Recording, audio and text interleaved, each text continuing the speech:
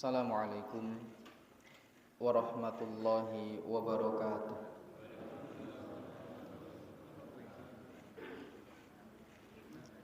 Innal hamdalillah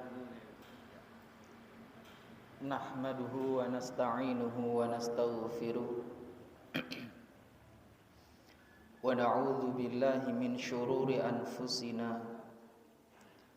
wa min sayyiati a'malina. Man yahdihillahu fala mudilla lahu wa may yudlil fala hadiyalah. Asyhadu an la ilaha illallah wahdahu la syarikalah wa asyhadu anna Muhammadan abduhu wa rasuluh.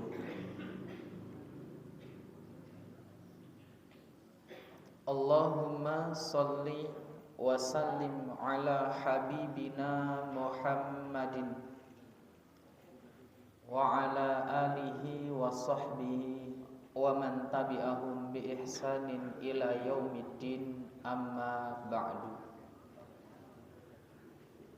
Ma'asyiral muslimin, muslimat, ibu-ibu, bapak-bapak, dan para hadirin yang dimuliakan oleh Allah Subhanahu wa ta'ala. Kita bersyukur kepada Allah Subhanahu wa ta'ala karena pada kesempatan pagi hari ini kita bisa bersama-sama berkumpul dalam majelis ilmu ini. Kita mengisi waktu kita atau nikmat waktu yang diberikan oleh Allah Subhanahu wa ta'ala kepada kita semuanya, mengingat bahwa nikmat waktu, nikmat sehat, semua akan ditanya oleh Allah kelak di hari kiamat. Summa latus alunna yauma idzin 'anin na'im. Kemudian kalian akan ditanya tentang nikmat-nikmat yang dulunya Allah berikan kepada kalian. Nikmat sehat, nikmat sempat, dan nikmat-nikmat yang lainnya. Maka bersyukurlah ketika pada pagi hari ini kita bisa mengisi waktu pagi kita dengan duduk dan hadir di majelis ilmu ini. Mudah-mudahan kita senantiasa diberikan keistiqomahan oleh Allah Subhanahu wa ta'ala. Bapak Ibu yang dimuliakan oleh Allah Subhanahu wa ta'ala, ketahuilah bahwasannya di antara kewajiban kita selain sholat 5 waktu, selain puasa Ramadan di setiap 1 tahun 1 bulan, zakat, haji, ada kewajiban yang tidak kalah penting, yaitu mempelajari ilmu agama. Ini kewajiban, tetapi sering dianggap sesuatu yang mubah. Mau belajar kono, enggak belajar ya kono. Padahal nasnya sudah jelas. Talabul ilmi fardhatun ala kulli muslim. Bahwa yang namanya menuntut ilmu agama itu hukumnya wajib. Wajib bagi setiap muslim. Yang namanya wajib, bila dilakukan, apa Pak? Wajib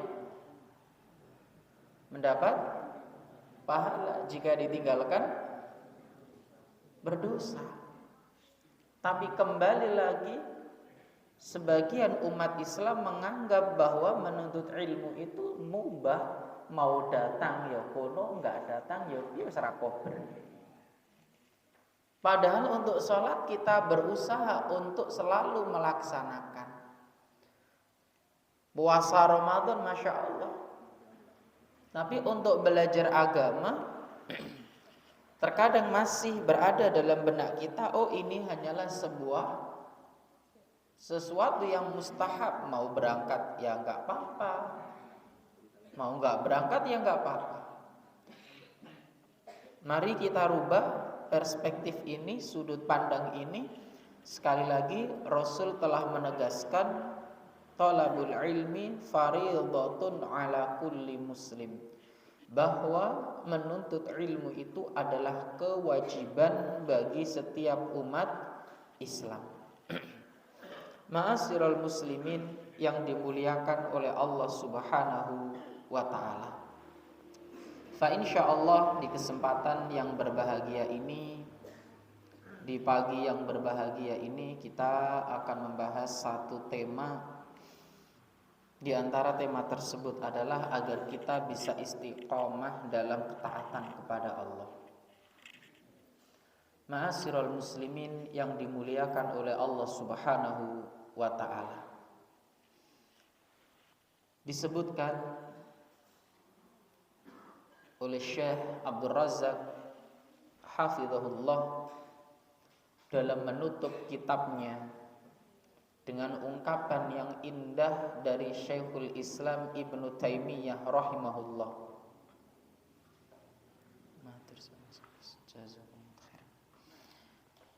Kata beliau, a'dhamul karamati luzumul istiqomah. Karomah yang paling mulia adalah berpegang teguh dengan istiqomah. Beliau juga berkata dalam kitabnya Al-Furqan baina auliya'ir rahman wa auliya'is syaitan. Kata beliau, wa innama ghayatul karamah luzumul istiqomah. Tujuan diberinya karomah kepada seseorang adalah agar dapat berpegang teguh dengan istiqomah. Ini tujuannya. Orang diberi karomah itu salah satu tujuannya apa? Agar bisa terus istiqomah. Istiqomah dalam ketaatan, istiqomah dalam kebaikan. Bahkan disebutkan dalam kitab Madarijus Salikin, kun sahibal istiqomah la talibal karomah. Jadilah engkau orang yang beristiqomah dan jangan menjadi pencari karomah. Fa inna nafsaka mutaharrikatun fi talabil karomah. Karena sifat jiwamu itu tergerak mencari karomah. Wa rabbuka yutalibuka bil istiqomah. Sedang Rabbmu, Tuhanmu menuntutmu untuk istiqomah. Inilah ma'asyiral muslimin yang dimuliakan oleh Allah. Allah itu ingin kita istiqomah dalam ketaatan ajeg. Makanya disebutkan dalam hadis Rasulullah, ahabbul a'mali ilallahi ta'ala adwamuha wa in qalla. Amalan yang paling dicintai oleh Allah itu adalah amalan yang dikerjakan secara istiqomah meskipun jumlahnya tidak banyak. Bukan banyaknya, tapi yang dinilai adalah istiqomahnya. Ini yang paling dicintai oleh Allah. Bahkan dalam hadis ini Rasul menggunakan yang namanya isim tafdhil, paling, ahabbu, amalan yang paling dicintai oleh Allah. Apa itu? Adalah amalan di mana seseorang istiqomah dalam mengerjakannya meskipun jumlahnya tidak banyak, rutin. Inilah ma'asyiral muslimin yang dimuliakan oleh Allah Subhanahu wa ta'ala. Dan orang-orang yang bisa istiqomah dalam ketaatan kepada Allah, orang-orang yang bisa ajeg dalam mengerjakan ketaatan kepada Allah, Allah menyebutkan dalam surat Al-Ahqaf ayat 13 sampai 14. Innal ladzina qalu rabbunallah tsumma istaqamu fala khaufun 'alaihim walahum yahzanun. Ulaika ashabul jannah khalidina fiha jazaa'an bima kanu ya'malun. Sesungguhnya orang-orang yang mengatakan Rabbunallah, Tuhan kami adalah Allah, tsumastaqamu, kemudian tetap istiqamah di atas kalimat tersebut, fala khaufun 'alaihim walahum yahzanun, maka tidak ada kekhawatiran terhadap mereka, mereka tidak pula berduka cita. Dan ulaika ashabul jannah, mereka-mereka yang ajeg, yang istiqomah, yang terus-menerus dalam menjalankan ketaatan kepada Allah, mereka ini adalah penghuni-penghuni surga. Dan kita tahu dalam hadis Rasulullah SAW, di mana Rasul pernah menyebutkan wal jannatu haqqun, surga itu benar adanya, wan naru haqqun, neraka itu benar adanya. Surga disiapkan bagi mereka-mereka yang beriman, yang senantiasa berada di atas jalan ketaatan. Wan naru haqqun, neraka itu benar adanya dan disiapkan bagi mereka-mereka yang tidak beriman pada Allah. Maka sungguh mereka-mereka yang ajab, yang istiqomah dalam ketaatan kepada Allah, ulaika ashabul jannah, mereka ini adalah para penghuni-penghuni surga. Khalidina fiha, mereka akan kekal di dalamnya. Jazaa'an bima kanu ya'malun, semua itu adalah sebagai balasan atas apa yang telah mereka kerjakan. Dalam surat Fussilat ayat 30 sampai 32 juga disebutkan senada dengan apa yang disabdakan oleh, yang difirmankan oleh Allah dalam surat Al-Ahqaf tadi. Innal ladzina qalu rabbunallah tsumma istaqamu, adapun orang-orang yang mengatakan Rabbunallah, Tuhan kami adalah Allah, tsumma istaqamu, kemudian dia istiqomah di atas kalimat tersebut, ya.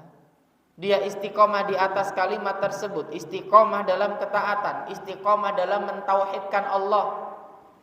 Karena kata para ulama, yang dimaksud dari firman Allah ini innal ladzina qalu rabbunallah tsumastaqamu, orang-orang yang mengucapkan Tuhan kami adalah Allah, kemudian istiqomah, yaitu istiqomah di atas tauhid, sebagaimana apa yang disampaikan oleh Abu Bakar As-Siddiq, termasuk istiqomah dalam ketaatan menunaikan kewajiban pada Allah, termasuk juga istiqomah di atas keikhlasan dalam beramal saleh. Mereka-mereka yang istiqomah di atas tauhid, mereka-mereka yang istiqomah dalam menjalankan kewajiban, mereka-mereka yang ikhlas dalam mengerjakan ketaatan kepada Allah. Ya. Apa firman Allah Subhanahu wa taala? Tatanazzalu alaihimul malaikah alla takhafu wa la tahzanu wa abshiru bil jannati allati kuntum tu'adun. Maka malaikat akan turun kepada mereka dengan mengatakan alla takhafu, jangan kamu takut, wala tahzanu, jangan kamu bersedih, wa abshiru bil jannati allati kuntum tu'adun, dan bergembiralah kamu dengan surga yang telah dijanjikan oleh Allah kepadamu. Apa kata para ulama ketika menjelaskan ayat ini? Kata para ulama, di antaranya disampaikan oleh Mujahid, Ikrimah, Zaid bin Aslam dalam menafsirkan firman Allah ini. Janganlah kamu takut pada akhirat yang akan kalian hadapi. Jangan bersedih dengan dunia yang akan kamu tinggalkan. Apa yang akan kamu takutkan dengan kehidupan setelah kehidupan dunia, sedang amalmu telah engkau istiqomahkan. Apa pula yang kamu khawatirkan, yang kamu sedihkan dengan keluargamu ketika engkau tinggalkan? Bukankah orang-orang yang istiqomah dalam ketaatan, Allah akan menjaga keluarganya? Allah takhafu wa la tahzanu, jangan bersedih. Ya.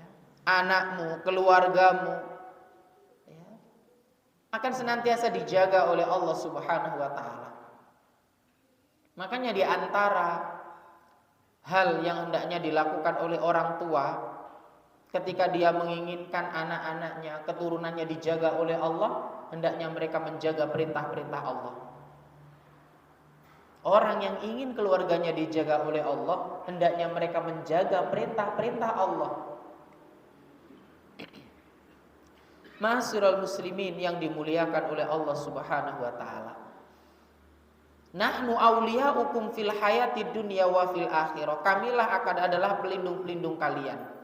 Kami ini pelindung kalian baik di dunia maupun di akhirat. Walakum fiha ma tashtahi anfusukum walakum fiha ma tad'un. Di dalamnya kalian akan memperoleh apa yang kalian inginkan. Kalian akan memperoleh di dalamnya apa yang kalian minta. Apa yang kalian minta akan diberikan, apa yang kalian inginkan pun akan diberikan.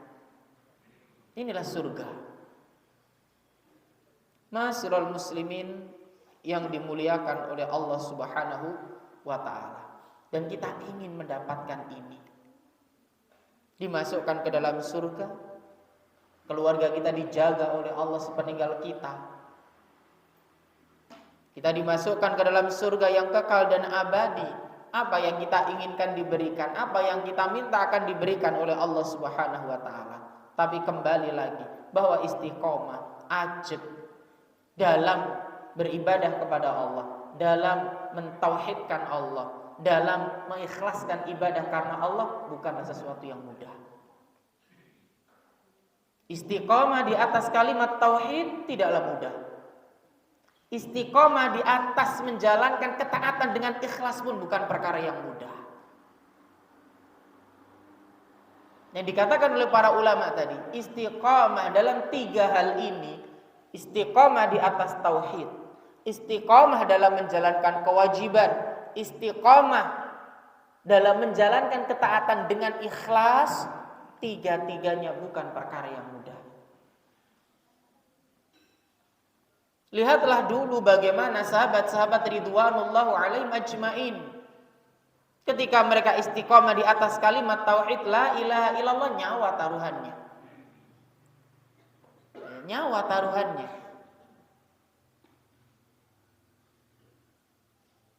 Istiqomah di atas menjalankan kewajiban-kewajiban pun bukan perkara yang mudah.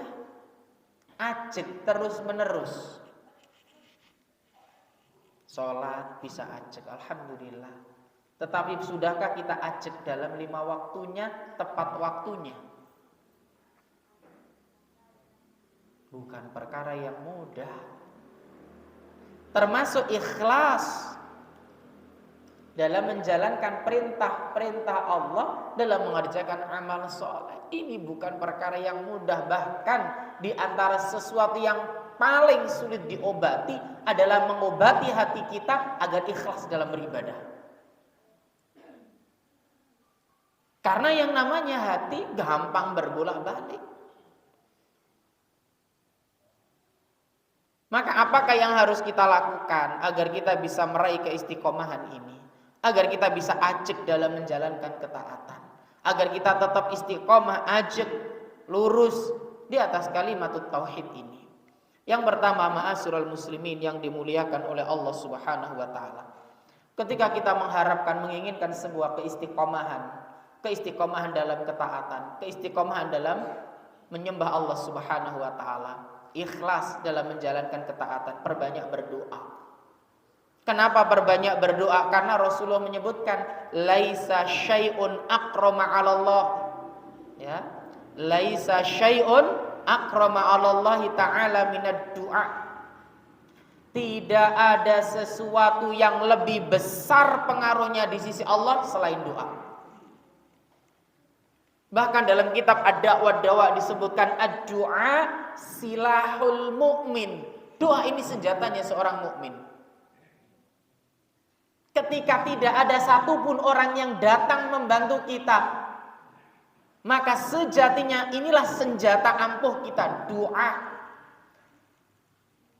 Bukankah Rasulullah sebelum perang Badar, beliau berdoa pada Allah, minta pada Allah kemenangan. Hitung-hitungan secara tenaga, secara pasukan, secara semuanya kalah telak. Tetapi dengan doa inilah Allah datangkan pertolongannya. Bukankah pula ini yang senantiasa diminta oleh Nabiullah Ibrahim? Ketika akan dilemparkan ke dalam api, malaikat menawari, pun dia meminta hanya pada Allah Subhanahu wa taala. Dia memasrahkan semuanya pada Allah. Begitu pula nabi-nabi yang lain.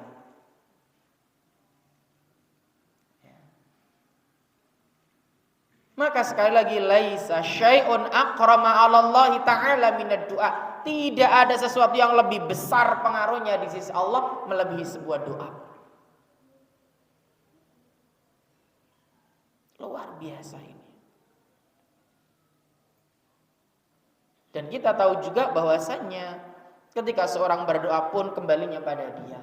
Manfaatnya kembali pada dia. Selain ini adalah ad-du'a wal ibadah. Doa itu adalah ibadah. Maka Rasul juga menyampaikan ad-du'a mukhul ibadah. Doa itu adalah muh itu kalau di manusia otak. Kalau dalam ibadah apa? Inti sebuah ibadah ad-du'a, doa ini. Karena tidaklah ada aktivitas apapun maka di dalamnya akan ada doa. Mau masuk masjid, keluar masjid, bahkan masuk kamar mandi, keluar kamar mandi, bahkan mau tidur, bangun tidur, semua isinya doa. Maka yang disampaikan ad-du'a mukhul ibadah. Doa itu adalah inti dari sebuah ibadah. Makanya kemudian nggak boleh doa itu ditujukan kepada selain Allah, nggak boleh. Ya, tidak boleh seorang itu berdoa kepada selain Allah. Tidak boleh meminta sesuatu yang sejatinya manusia tidak bisa mengabulkan kecuali hanya kepada Allah. Ya. Ma'asyiral muslimin yang dimuliakan oleh Allah. Kemudian apa doa-doa yang khusus tentang minta istiqomah ini? Di antaranya yang pertama, ya muqallibal qulub, tsabbit qalbi ala dinik. Ini yang sering kita baca sebelum kita salam. Termasuk doa ini adalah doa yang paling sering diminta Rasulullah sallallahu alaihi wasallam. Doa yang paling sering dibaca oleh Rasulullah sallallahu alaihi wasallam. Disebutkan dari istri beliau sallallahu alaihi wasallam, Ummu Salamah. Ummu Salamah pernah bertanya pada Rasulullah sallallahu alaihi wasallam, "Ya Rasulullah, mal aksari du'aika ya muqallibal qulub, tsabbit qalbi ala dinik." Wahai baginda Rasulullah, kenapa engkau lebih sering berdoa dengan doa ya muqallibal qulub, tsabbit qalbi ala dinik? Maka jawab Rasulullah sallallahu alaihi wasallam, "Ya Ummu Salamah, wahai Ummu Salamah, innahu laisa adamiyun illa wa qalbuhu baina usbu'aini min asabiillah. Faman syaa aqama wa man syaa azagha." Ketahuilah yang namanya hati manusia selalu berada di antara jari jemari Allah. Siapa yang Allah kehendaki, maka Allah akan berikan keteguhan iman, dan siapa yang dikehendaki, Allah pun bisa menjauhkan, menyesatkan mereka. Makanya minta kepada Allah agar hati-hati kita ditetapkan di atas ketaatan dan keistiqomahan. Ya muqallibal qulub, tsabbit qalbi ala dini. Termasuk di antara doa yang lain disebutkan dalam surat Ali Imran ayat 8, Rabbana la tuzigh qulubana ba'da idh hadaitana wa hab lana min ladunka rahmah innaka antal wahhab. Ya Rabb kami, jangan engkau jadikan hati kami condong kepada kesesatan sesudah engkau beri petunjuk pada kami. Jangan ya Allah. Dan karuniakanlah kepada kami rahmat dari sisimu. karena sesungguhnya Engkaulah Maha Pemberi karunia. Termasuk di antara doa yang lain yang diriwayatkan oleh Imam Muslim dari sahabat Abdullah bin Amr bin As, di mana Rasulullah berdoa, Allahumma musarrifal qulub, sarrif qulubana ala ta'atik. Wahai zat yang membolak-balikkan hati, balikkanlah hati kami untuk taat kepadamu. Ini di antara doa-doa yang khusus tentang meminta apa? Keistiqomahan. Ya, nanti dibaca di waktu-waktu yang mustajab khususnya. Karena tidak ada jaminan kita yang sekarang duduk di majelis ilmu ini, kita yang masih sholat 5 waktu ini, nanti sore, besok masih ada di barisan-barisan soft kaum muslimin. Betapa banyak orang-orang yang dulunya di atas ketaatan kemudian jauh dari kata ketaatan. Gak ada yang tahu. Tidak ada jaminan. Maka yang kita minta adalah agar kita diberikan keistiqomahan di atas agama Allah Subhanahu wa ta'ala. Ma'asyiral muslimin yang dimuliakan oleh Allah Subhanahu wa ta'ala. Ini sampai jam berapa? 5? Insyaallah masih setengah jam. Bapak Ibu yang dimuliakan oleh Allah Subhanahu wa taala, itu yang pertama, banyak doa, ini senjatanya kita. Khususon ya, wabil khusus tadi doa-doa yang disebutkan baik dalam Al-Qur'an atau hadis yang khusus tentang meminta doa, minta istiqomah, kita baca. Yang kedua, ma'asyiral muslimin yang dimuliakan oleh Allah, agar kita bisa istiqomah dalam di atas ketaatan kepada Allah adalah dengan mencari sahabat karib yang baik agamanya. Sahabat karib yang baik agamanya. Hati itu condong, Pak, kepada teman-teman karib, teman dekat. Rasa pakiwuh itu kadang muncul ketika sudah dekat. Makanya Allah perintahkan kita dalam surat At-Taubah ayat 119, ya ayyuhalladzina amanuttaqullah wa kunu ma'as shadiqin. Wahai orang-orang yang beriman, bertakwalah kepada Allah dan hendaklah kamu bersama orang-orang yang benar. Karena apa? Yang namanya hati itu condong nantinya dengan orang-orang dekat kita. Makanya kadang kita jumpai meskipun keluarganya salah dibela, kenapa? Kecondongan. Ya. Dan Rasulullah SAW pernah bersabda, la tusahib illa mu'minan, janganlah kalian bergaul kecuali dengan teman yang soleh. Jangan jadikan teman karib kecuali mereka-mereka yang taat kepada Allah. Kenapa demikian? Karena Rasul menyebutkan al-mar'u ala dini khalilihi. Seseorang itu akan mencocoki kebiasaan teman karibnya. Agama seseorang itu gak akan jauh beda dengan teman-teman karibnya. Falyandur ahadukum man yukhalil. Karena itu perhatikanlah siapa yang akan menjadi teman karib kalian. Siapa teman dekat kalian. Makanya Bapak Ibu yang dimuliakan oleh Allah, terlebih ketika usia kita sudah 40 ke atas, 50 ke atas, bukan lagi waktunya banyak-banyakan teman. Yang terpenting adalah teman yang taat. Syukur-syukur oke plus taat. Tapi kalau nggak dapat, sejatinya yang terpenting adalah teman yang taat, karena mereka yang akan mengingatkan kita ketika kita terjatuh dalam maksiat.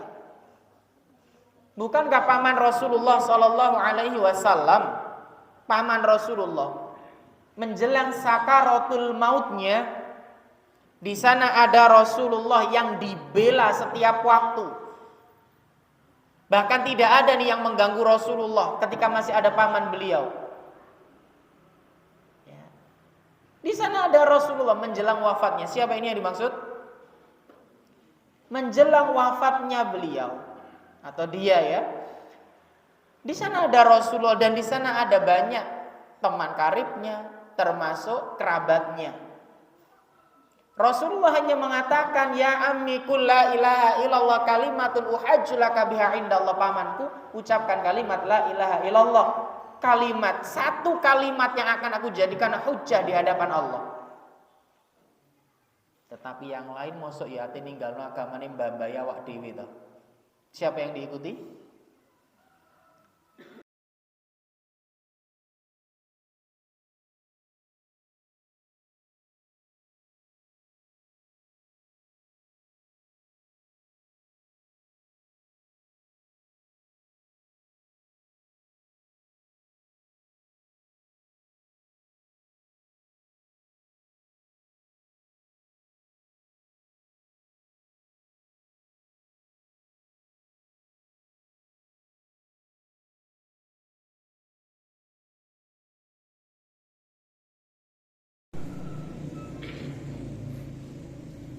Jadi seseorang itu akan mencocoki kebiasaan teman karib mereka. Bahkan pepatah Arab mengatakan as-sahib sahib.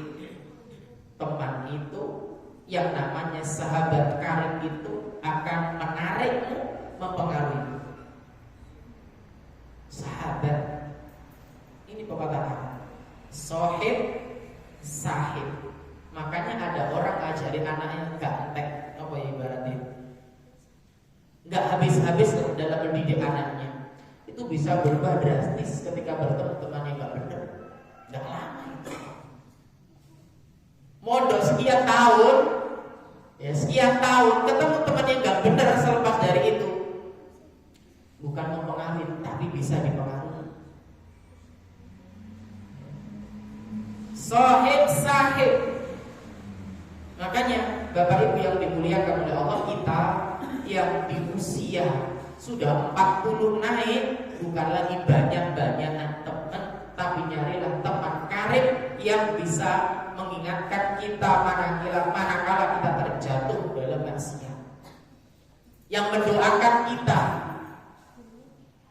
Ya, bukan lagi waktunya seperti itu. Makanya kalau bisa, kalau ada grup yang gak manfaat, daripada menghabiskan waktu, keluar. Grup-grup yang gak manfaat, yang kita tidak bisa mendapatkan kebaikan sedikit pun di dalamnya, bahkan cenderung isinya riba, keluar.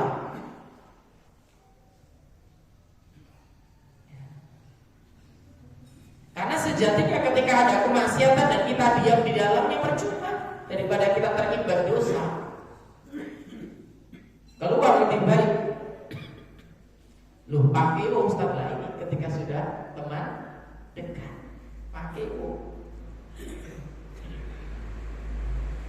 Ma'asyiral muslimin yang dimuliakan oleh Allah Subhanahu wa ta'ala. Jadi hendaknya kita mencari teman karib yang taat kepada Allah, konco kental sing taat pada Allah.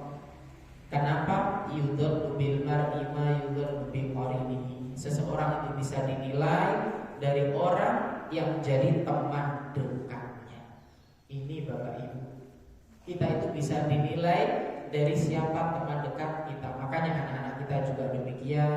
Kalau kita ingin tahu anak-anak kita seperti apa, coba dilihat bagaimana teman-teman dekatnya. Teman dekat ya, bagaimana teman-teman dekatnya. Yang ketiga, ketika kita menginginkan keistiqomahan di atas ketaatan, hendaklah dalam beramal itu ikhlas. Makanya bila suatu amalan bisa kita kerjakan tanpa dilihat orang, maka lakukanlah. Meminimalisir ya. Yang namanya hati itu, yang namanya manusia senang dipuji. Tapi ketika seorang itu beramal dengan ikhlas, Pak, insya Allah amal tersebut akan lebih langgeng daripada amalan-amalan yang dilakukan karena ingin menandingi orang. Dalam artian ingin nyaingi orang, bukan tendensi karena Allah. Imam Ibnu Taimiyah pernah menyebutkan, wa ma la yakun lahu la yanfa' wa la yadum. Segala sesuatu yang tidak didasari ikhlas karena Allah pasti tidak akan bermanfaat dan tidak akan kekal, tidak akan bertahan lama. Udah apapun saja, kalau dasarnya itu bukan karena Allah, tidak akan bertahan lama. Maka terus tiap Jawa buatan bro-bro asem. Kenapa bisa demikian? Karena memang tujuannya bukan lillahi ta'ala. Tapi fa insyaallah, ya namanya manusia memangnya kadang naik kadang turun. Tapi fa insyaallah, jika suatu amalan itu didasari karena Allah, ada yang muji, gak ada yang muji, ya tetap beramal. Maka nalillahi yang pokok, kata para ulama. Segala sesuatu yang didasari ikhlas karena Allah pasti akan langgeng. Pasti akan langgeng. Kan ada pujian atau tidak sama. Dipuji gak dipuji ya tetap sedekah. Dipuji gak dipuji ya dia sholat sunnah. Dipuji gak dipuji dia tetap melakukan ketaatan-ketaatan. Makanya dipuji pun tidak menjadikan dia berbesar hati. Ketika gak ada yang memuji pun tidak menjadikan dia berkecil hati. Ini orang-orang yang ikhlas. Kalau kita ingin langgeng amal-amal kita, lakukanlah lillahi ta'ala. Dan salah satu yang bisa kita lakukan selama amal itu bisa kita lakukan tanpa sepengetahuan orang, maka lakukan. Itu lebih menjaga hati kita. Makanya lah sholat sunnah itu sih paling apik tentu di rumah, kecuali tahiyatul masjid. Gak mungkin tahiyatul masjid di rumah. Atau sholat-sholat yang berhubungan dengan ibadah lain. Tapi kalau sholat sunnah qobliyah duhur, ya dan lain sebagainya, kalau bisa dilakukan di rumah, lakukan di rumah. Makanya juga kita nggak boleh suudzon kalau ada orang habis sholat pikir pulang. Bisa jadi dia sholat sunnah di rumah, nggak menutup kemungkinan. Makanya ini juga kita menjaga hati kita. Jangan suudzon.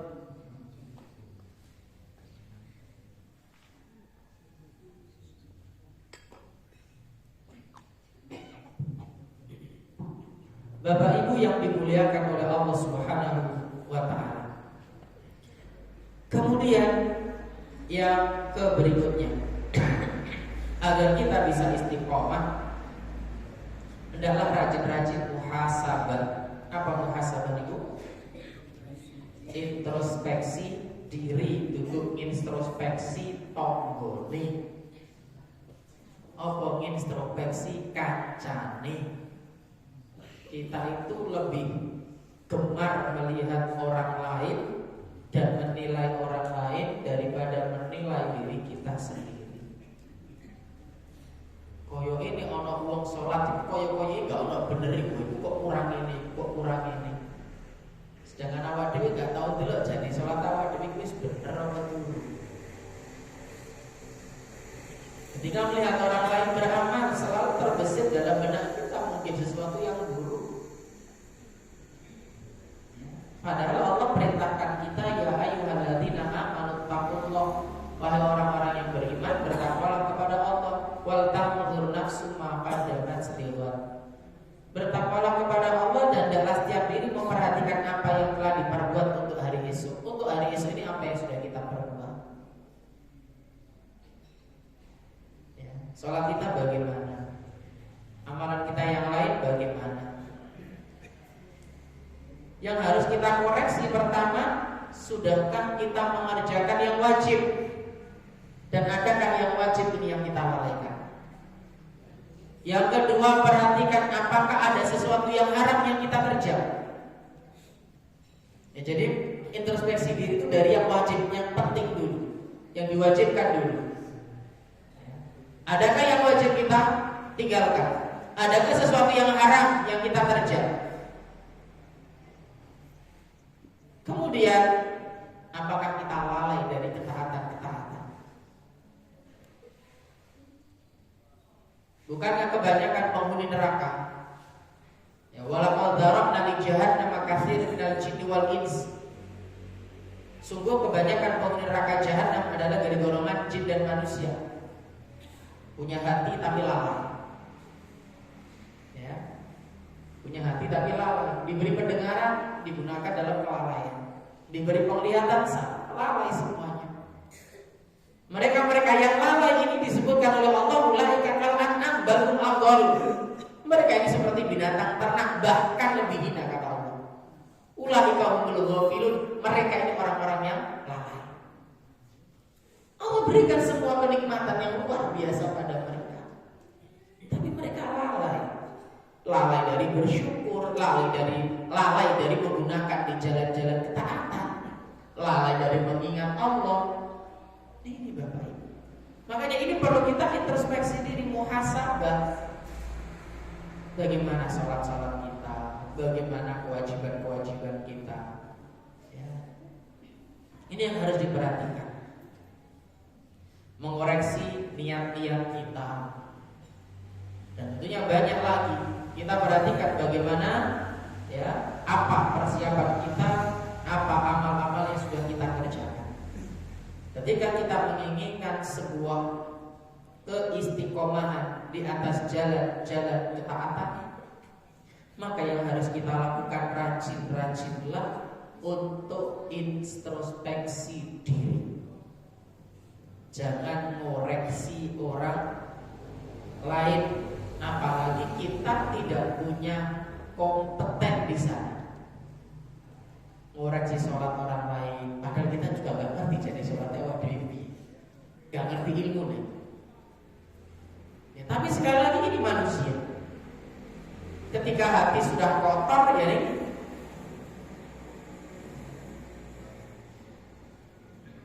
kecuali kita memang punya potensi, paham akan ilmunya, kemudian kita lihat, memang kita lihat, bukan dicari-cari, ya. Sebagaimana Rasulullah SAW pernah menasihati seorang sahabatnya yang sholat, ya bersolat keluar, dipanggil oleh Nabi, irji fasol fa innaka lam tusalli, balik ulangi sholat, kamu tuh belum sholat. Sholat lagi mau keluar, dipanggil lagi Nabi. Kelihatan ini gak dicari-cari sama Nabi, kelihatan benar.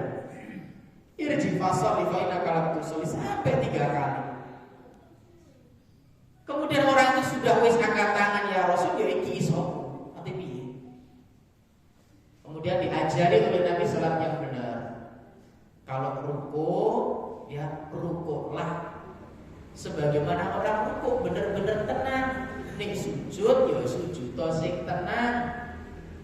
Nek duduk sing tenang. Atau bahasa kita apa? Tumanina. Karena ini bagian rukunnya sholat, ya ini tumanina dalam sholat. Kalau ditinggalkan gak sah sholat.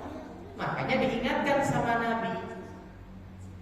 Jelas gak dicari-cari. Ya. Ini ma'asyiral muslimin yang dimuliakan oleh Allah. Jadi mari kita rajin introspeksi diri. Bahkan kalau bisa sebelum tidur kita itu muhasabah. Sebelum kita merem ya di tidur kita, coba dipikir-pikir selama bangun tidur sampai mau tidur ini, ya, apa yang sudah saya perbuat, kebaikankah atau keburukan, sholat mana yang saya tunda, bacaan Al-Quran saya sudah sampai mana, sehingga apa harapannya bangun tidur kita bisa lebih baik lagi. Kita tahu mana kurangnya kita. Kalau perlu tanya pada pasangan kita, Bu, jadi sedih aja apa ini kurangnya apa? Kurang kabeh ya ditandani. Ya. Kurangnya apa? Ya ini kita benahi. Karena kadang kita tidak tahu kekurangan kita. Kita tidak tahu kekurangan kita. Makanya penting, ayo kita introspeksi diri. Wal tanzur nafsum ma qaddamat liwat. Surat Al-Hasyr ayat 18.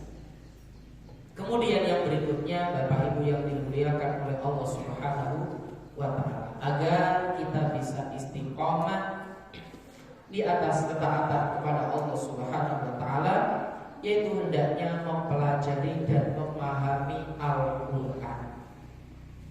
Al-Quran itu diturunkan oleh Allah berangsur-angsur, tidak langsung 30 juz. itu diantara faedahnya liyusabbital ladzina amanu, untuk meneguhkan hati orang-orang yang beriman. Ya. Makanya ada ayat itu yang turun karena ada sebuah peristiwa untuk meneguhkan hati para sahabat. Makanya coba yang kita baca Al-Quran 30 juz itu sak terjemahin. Syukur-syukur ngaji sak tafsirnya 30 juz. Nah 30 juz yang dipelajari juz 30 sing 29 lali. Kok iso-iso makane kadang-kadang nek awak dhewe salat surat apa maneh. Ya, itu surat apa maneh? Ya surat Al-Qur'an. Nah masalahnya awak dhewe sing sering diwaca juz 30, juz 1 saged 29 jarang. Yo ayolah diwaca. Ya sehingga apa? Enggak kaget. Enggak kaget. Dan pelajari isinya. Allah berfirman dalam An-Nahl ayat 102, "Qul nazzalahu ruhul qudus min rabbika bil haqq liyuthabbital ladzina amanu wa hudaw wa busyra lil muslimin." Katakanlah Jibril menurunkan Al-Quran dari Rohmu dengan benar untuk meneguhkan hati orang-orang yang beriman. Makanya semakin kuat keimanan dan keyakinan, semakin tenang, semakin adem, semakin ayem, yakin. Dalam surat Al-Furqan ayat 32 juga disebutkan, wa qala alladziina kafaru laula nuzila 'alaihil Qur'an jumlatan wahidatan. Berkatalah orang-orang kafir, mengapa Al-Quran itu tidak diturunkan kepadanya sekali turun saja? Dijawab, kadzalika linutsabbita bihi fuadak wa rattalnahu tartila. Demikian supaya kami perkuat hatimu dengannya dan kami membacakannya secara teratur dan benar. Ini tujuannya, makanya gak langsung blek. Makanya kalau kita pengen lagi pas malas ibadah, coba dibaca bagaimana semangat sahabat dalam beribadah, bagaimana balasan orang-orang yang taat kepada Allah. Coba dilihat di Al-Quran itu ada yang di bagian depan atau belakang ada temanya, subtema, tema tentang yang halal. Itu ada di surat apa, ayat berapa lengkap. Tema tentang kisah para nabi disebutkan ada di surat apa saya berapa. Ada beberapa Al-Quran yang menyebutkan sampai seperti itu. Gak tahu kalau di sini ada Al-Quran kayak gitu. Tapi kalau di pondok ada Al-Quran, karena memang kadang-kadang kita kasih tugas santri cari tema ini di Al-Quran. Ya ini yang bisa kita minta. Makanya ada Al-Quran seperti itu. Masya Allah, ini kalau kita ingin baca ceritanya langsung situ, langsung disebutkan surat berapa, ayat berapa. Karena ini faedahnya diantaranya untuk memperkuat, memperteguh keimanan kita semua. Wallahu ta'ala a'lam bishawab. Mungkin ini yang bisa kami sampaikan. Kurang dan lebihnya mohon maaf yang sebesar-besarnya. Kalau ada pertanyaan kami persilakan. Kalau nggak ada,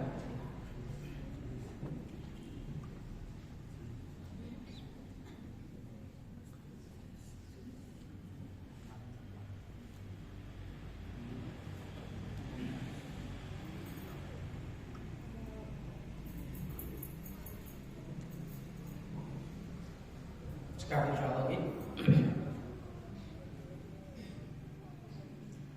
Bapak Ibu yang dimuliakan oleh Allah, alhamdulillah jika tidak ada pertanyaan, mudah-mudahan ini bermanfaat bagi diri kami pribadi dan jamaah sekalian, dan mudah-mudahan kita senantiasa diberikan ilmu yang bermanfaat, diberikan keistiqomahan dan istiqomah di atas ketaatan, dan mudah-mudahan saudara-saudara kita yang sedang diuji oleh Allah diberikan kesabaran, ya saudara-saudara kita yang di Palestina diberikan kemenangan oleh Allah Subhanahu wa taala.